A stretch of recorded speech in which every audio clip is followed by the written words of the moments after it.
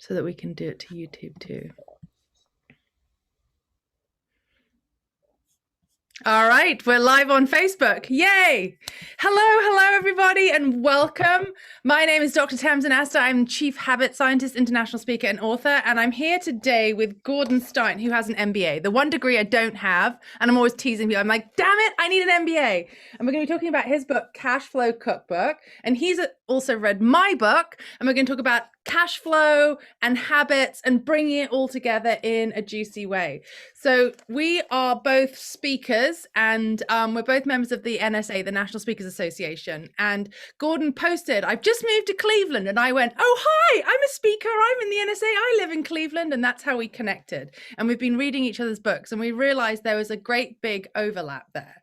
So this is Gordon's book, and it's really fascinating because it starts with his own personal story, which you could share perhaps, and then led you down this path of realizing how much money you could save and how you could follow these simple recipes to totally change your financial world, which, hello, we all need to be paying attention to, right? Exactly. That's it. So how did you get started? You had this car wash moment, right? That was the thing that triggered your whole approach to this. Yeah, you know what? I've always been interested in personal finance, and I've had a lot of large teams working in high-tech companies. And these young people would often say, hey, how do I get my finances tuned up? How do I build wealth? And so we get into these coffee time discussions. So I had that on my mind. And then I had this crazy thing with a car wash, and this is when I lived in Canada. And I discovered that you could get these SO speed passes, little dongle you put into a keychain to pay for your gas. Anyway, it lets you save up these SO points, and you could use the points towards car washes. So it was an easier way to pay for gas. And here we are in Northeast Ohio, or same thing in Toronto. It's freezing in the wintertime. So I could keep my mitts on. I just touched this thing to the pump. It would pay for the gas, and it would save up my points, which, not a big thing, but it was enough to keep me in car washes. So it saved $25 a month, not bad. And then I thought, why not get one for my spouse at the time? So $50 a month. And then I heard this discounted home alarm monitoring jingle on the radio. And so I signed up with them, saved another $25 a month. And I thought, this is so easy. Here's $75 a month. Everybody fussing with their finances. Goes back to this Kaizen idea, these small improvements, keep making the changes. And it was on a path to wealth. And I thought, no effort, no sacrifice. What else is there? And that launched the whole thing. Right. Yes, absolutely. No, I love it. And I think what was really interesting to me when I started reading your book, I love the stories you have through there, like the divorced mom being like, why are we spending $120 a month on cable? Like, I did that very quickly and was like, when we can have Netflix for 15. But I was really struck by the statistics, and I'm sure they're probably similar, and maybe in the US, about the number of divorces that end because of financial trauma or arguments or problems. And I thought that was really heartbreaking to me. It was something, was it like I forget, it's like 60% or something, really high number. Yeah, it's 57%, but it goes all around our lives. You can say, well, I'm not into money, I'm not materialistic. But the reality is what's happened with people with their financial stress, it's impacting all of the rest of their lives. So it can impact their career. 57% of divorces North America wide are fundamentally driven by a financial stress. It impacts our career, it impacts our relationships, our children, everything. So if we can get that into shape, like you talked about tuning up finances, like you talk about tuning up exercise and sleep and eating, let's do the same thing with people's finances. So I think, it's interesting. One of the things that's fascinating to me about this is how often people don't start doing this until the proverbial hits the fan. They get the diabetes or the high blood, or you need to start taking statins, or, or like, like the credit card bill comes, and like every month it comes and you're like, ugh, rather than going, how can I plan this in advance? And I think that's one of these really interesting things about human behaviors. We have this tendency to like wait until it's all going tits up, right? Rather than going, what can we do to plan in advance? So I'm curious, with your Cashflow Cookbook, have you had success with getting like the millennials and the younger ones to pay attention to this, or do you find it's only for us older farts that are like, oh crap, I need to sort it out now that it's gone wrong? Well, I think the older people say, well, this is great, but I should have had this when I was 20. People who are 20 tend to say, well, actually, this is more for people who are spending more money. I think the book is really focused from kind of at 20, you can start to lay down these financial habits that'll make a lifetime of difference, exactly like sleeping and exercise and eating habits. And then you set yourself on this path. And what happens is if you can just get to the point where you're spending less than you make, and the longer you do that, the richer you get, and things just go on autopilot. All the financial stress goes away, and you can focus on really great things in your life, like making a difference or what's important in your church group, your charity, or other things, however it is you want to self-actualize. I think that's really important. And I think it's one of the things that's so interesting as a parent of 3 kids to see what they're taught in school, right? And what's amazing to me, so I graduated high school in 94 in the UK, and I was one of the last cohorts that did home economics, and in home economics, we learned like how to run a house, like Yes. balancing the checkbook and, how to make a cake and how to iron and all that, I mean, it was all girls school. Like in hindsight, I'm like, God, I hope they were teaching that to the boys. If not, that's some like feminist bullshit right there. But it's like, what do we teach our kids? And I think one of the things that's been so interesting living in the US in the last 5 years with the tumultuous behaviors of everybody and the separation of people and the kind of people getting, tracked into different ways of thinking and believing and evaluating information is, what are we teaching our younger generation, right? Are we prioritizing real world fundamental skills? Are we teaching them how to evaluate information? Or are we teaching them like in some like y equals mx plus c? It's like, yeah, but like you can just find that on Google. I can look up the qualities of sodium or whatever, and I sometimes feel like we need to focus less on these sorts of dry facts and more on like, what does it mean to have a savings account? What does it mean to have a credit card? What does it mean to think about, if I invest this much now, how much will I have in 20, 30, 40 years, right? Well, if you think about the things that most adults struggle with are things that no one ever learned in high school. How do you pick the right spouse? Yeah. How do you eat healthy? Right. How do you get excited how do you have fun with exercise? Right. How to manage your finances? How do you do well in your career? What steps do you want to take? So if you think about all the things when you get into your 50s, all of the things that are so weighty and so important that derail so many people, how do you keep your mental health in check? Right. Zero of that gets taught in high school and pretty much zero at a college level. So there's a big opportunity to really help people. That's why I'm excited about Cashflow Cookbook. And I love what you're doing on habits. And I thought, let's get these two things together. Help people. Yeah, no. So I mean, I think what I'm always struck by is like compound interest. Whenever I start delving into cash flow and thinking about that, is just the power of the numbers, right? And it's a concept that also for me, I take on with exercise and all of the habits. Because I think sometimes we have this idea of like, if I'm not saving $2,000 a month, like what's the point, right? What's the point of saving $50 a month when I could just spend it on pizza, right? And like, what would that do for me in 20 years time if I'm investing it at 4, 5, 6%, right? PA.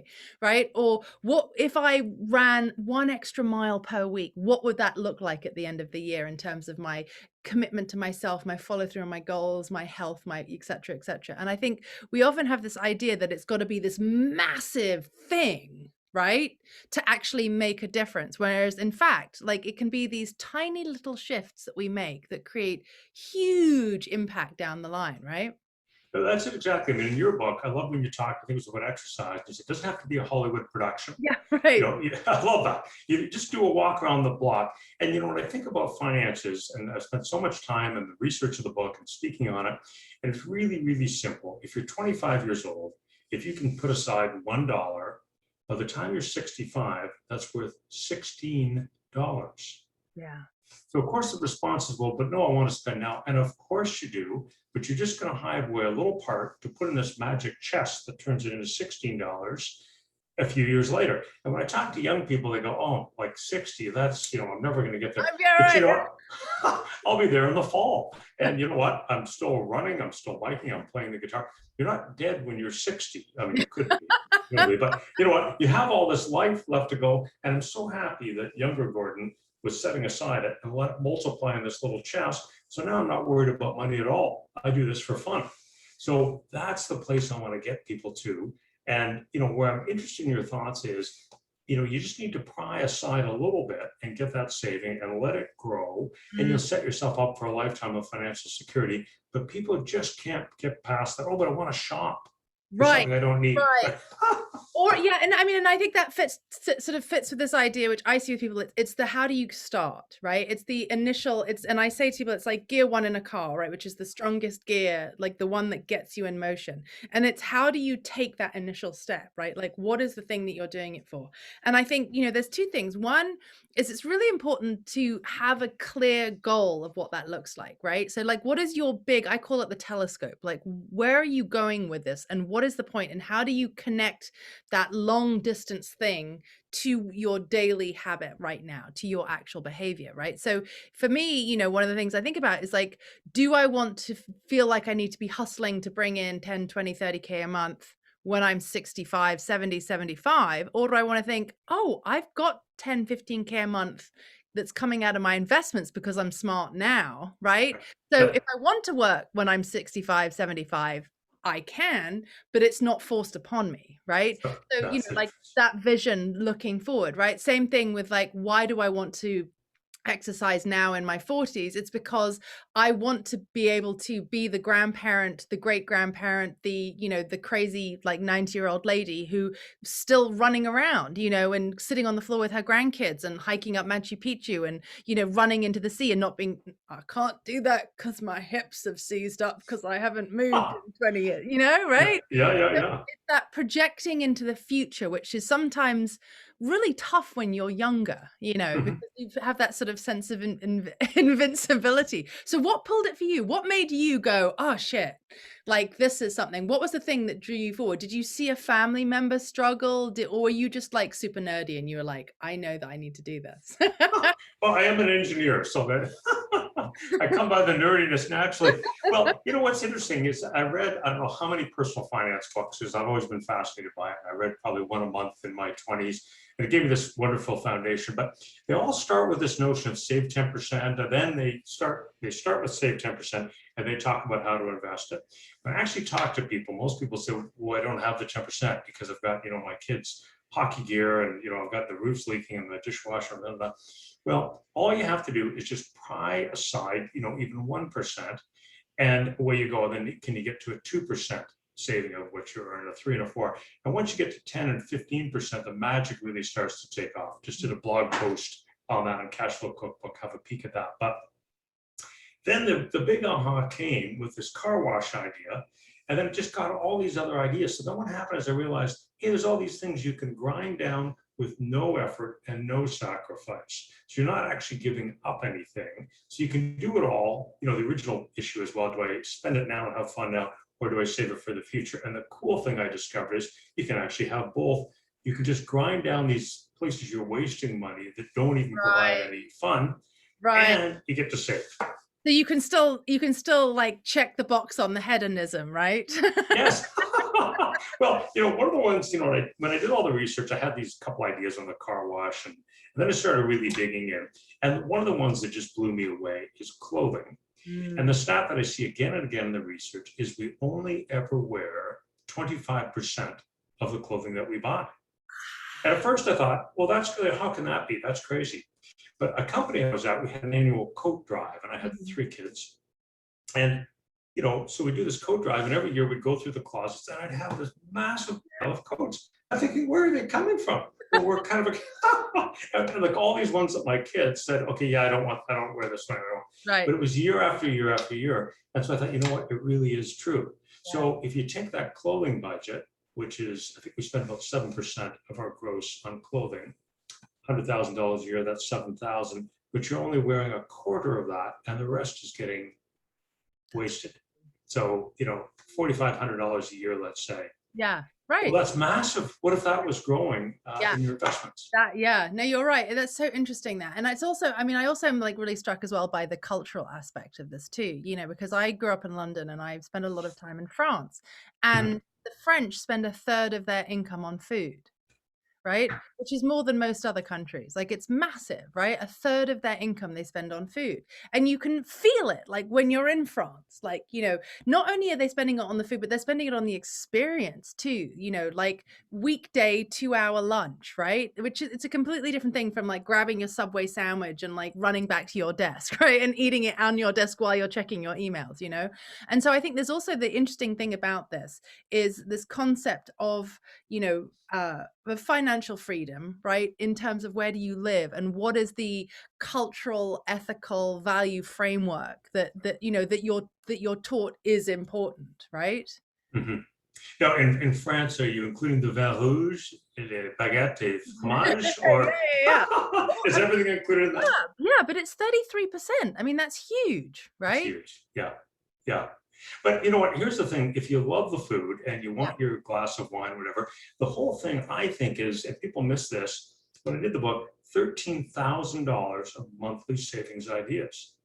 And they're easy. And so now not everyone's going to get, I haven't found anyone yet who saved 13,000. Call me if you do. But is there 500 is there $500 a month you could find in there? Is there 1,000? And it's these simple steps, and you grind down all of the boring stuff. So if you want to spend on red wine and baguettes and cheese, go ahead. Yeah. But you just get rid of this stuff that doesn't bring you any pleasure. Right. No, and I think it's an interesting thing too. It's this idea of like, do you know what's actually going on? And I think, and I see that with habits too, is that people think they know how they're spending their time. They think they know what they're eating. They think they know how much exercise they're getting. They think they know how much time they're spending on Facebook, et cetera, right? And it's not until you stop and actually gather the data. So you and I both have very similar approaches in terms of like stop, gather the data. Like, yes. What do the actual numbers say? Whether in my case, it might be like the number on the scales or, the number in your bank account if you're an entrepreneur or, the number of reach outs you're doing, right? But, what is actually going on? Pull out that credit card. And I think that one of the things that the whole credit card industry has, has created this sort of issue is like, oh, no, just spend it, just buy it, like, and this whole idea that, buy two, get one 50% off or whatever. And like the idea that you're saving by buying more of, right? And I think a lot of people, and I see that, in my coaching, are frightened. Like they don't want to peel it back and like open the credit card statement, and see like, oh, wow, I'm spending this much on this and this much on this and this much on this. And like, it's a fear-based thing for a lot of people. So do you have any tips on, how do you get over that fear and just go, okay, I'm just going to do it? What do you tell people? Absolutely. And I think, when I read a lot of other personal finance people, they talk about, set a budget and then you and your spouse review. I just think that's the silliest advice ever. Raise your hand out there if you have fun budgeting, if you find that to be an enjoyable experience. We're done. So I would say, my advice is I would tear up the budget and I would forget all about it. What I would track is I would track wealth, meaning what you own minus what you owe. And what is that number? Now, some people say, well, oh my goodness, I don't want to do it. It's negative. I've got student loans. Okay. But then you know where you're at and it's a starting point. It's like you step on the scale and on 193, I should be 180. Well, okay, but I need to know where it is to start. Yeah, right. So, you're not going to get anywhere if you just sit there and you're like, oh, no, I'm not going to pay attention to this, right? It's the COVID in my case. But anyway, that's my excuse. But you know what? So once you do that, then you know where you're at. And then what you want to do is you just want to track that over time. And once you do it, I think it's a gamification thing. I think it changes everything because then you're looking at it. I would do it once a month to start. And if you've got a partner or a spouse, whatever, do it together. And is it going up? So if you're paying down a car loan, great, you're improving things. You're paying down a mortgage, that's improving things. Or you're putting aside money into your IRA or your 401k or whatever it is. And then you can start to see this dynamic of what actually is happening. And once that's the place to start. Then what it'll do is that'll make your mind start thinking about, okay, what can I do to accelerate and improve it? And it's not because you want to get rich or you want a Lamborghini. It's because you want to be free and you don't want to worry about this crap. So you do that and then you start to see it go. And then I would tackle these bills that don't give you pleasure. I'll give you an example. So your electricity bill. I need the electricity. We got to run the dryers and washers. But hey, what if I could spend less on electricity? I'm not missing anything. I'm just spending less. So just for fun, here's mine. So over here, you can see in the most recent months, it's gone way down. So I did a few projects to reduce my electricity. And so, I chopped my electricity bill in half. Do I miss that? No. Did I give up my red wine and my cheese? No. But there's all kinds of these things. We can grind down this unfun stuff. Now, if doing that freed me up, let's say $100 a month, and I move that over to 401k or Roth IRA, or however it is, your saving company, stock plan, whatever, now that wealth curve starts to accelerate. And the nature of compound interest, it just keeps on going. And that's the place to start. Right. No, that's right. And I think, you're right. Because I think, most people, when they start thinking about looking at their money, they immediately jump to budget.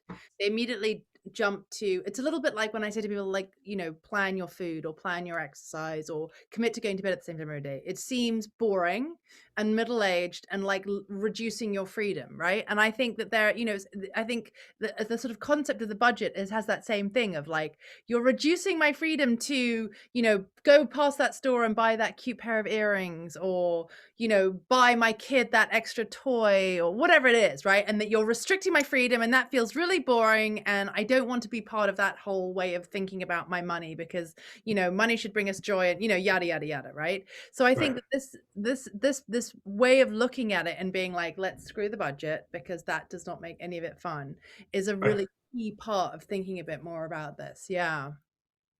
And I think the other thing is, if you really go back and look at, the cute pair of earrings or whatever it was you bought, the indulgence that you didn't need. Now, if it really is making you happy and you stay happy right up to the point where the credit card bill comes in, you go, oh my God, what a great purchase that was. Then fabulous, enjoy your earrings, have a great time. But I think with many people, they do this indulgence. It's a spur of the moment thing. And they get, if you follow it on a curve, they get really excited about the new earrings, watch, sweater, whatever it is. And then they kind of go, oh, did I really need it? And then the credit card bill comes in, and then they're down here someplace, and they're less happy than when they started. It's a little bit like if I'm feeling a little low on energy, and I see a chocolate bar in the checkout at the grocery store, I buy the chocolate bar, I power that down. I'll bet you feel really buzzy for a little while, and then you get to the sugar crash, and you're worse off than you were before. And that's the thing with the purchase. I should have had a granola bar or a yogurt or some almonds or something else instead. God damn it. Yeah. Yeah, right. Or a handful of alfalfa sprouts. That's my favorite snack. Well, it's interesting. God, you are very healthy. That's kind of obnoxious. No, I'm just kidding. But no, I mean, I think as well, it ties into that thing of, can you see yourself into the future, right? And I think that's one of the difficulties with that. It's that sense of like immediate gratification versus going into the future, right? And also, I had this discussion in a clubhouse. I co-host a clubhouse every Monday on habits. And we had a really interesting discussion this Monday about how the same external behavior could have completely different internal drivers. And I feel like a lot of this, cash flow piece ties in with that, right? So, I gave the example of like eating ice cream, right? One day it might be that you're eating ice cream with your kids and it's a sunny day and it's all lovely, right? Very different internal driver than me sitting on the sofa eating a tub of Ben and Jerry's because I've just been dumped, right? Same thing. I'm eating the ice cream, right? Totally different internal driver, right? Like, what is making me do this? Am I doing this out of a sense of genuine pleasure and joy, right? Am I buying this gift for somebody to bring joy? I mean, it's interesting. One of my coaches has this activity where she gets us to think about why do we spend money, right? What do we spend it on, and how do we then think about that in terms of the services that we offer, right? And I was looking through it and I was like, a lot of my reasoning is like, for experience, for learning, to make my life or my children's lives easier, to delegate something that I don't like to do, like cleaning my bathroom, right? Like, like what are the reasons that I do it? And again, it's that thing of like, what's the internal driver for me making this choice about spending the money or about saving it or about reframing my finances?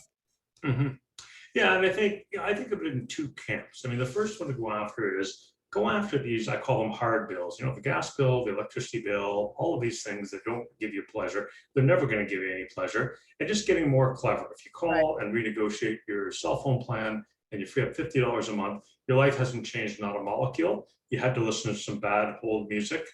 You're like, where do they get this music? It's horrific. I know. That's another whole chat. We'll do that later, the whole music. It's terrible. Anyway, and you have a frustrating time. It's a nasty hour, okay? Yeah. But you save yourself $50 or $100 a month, kind of forever.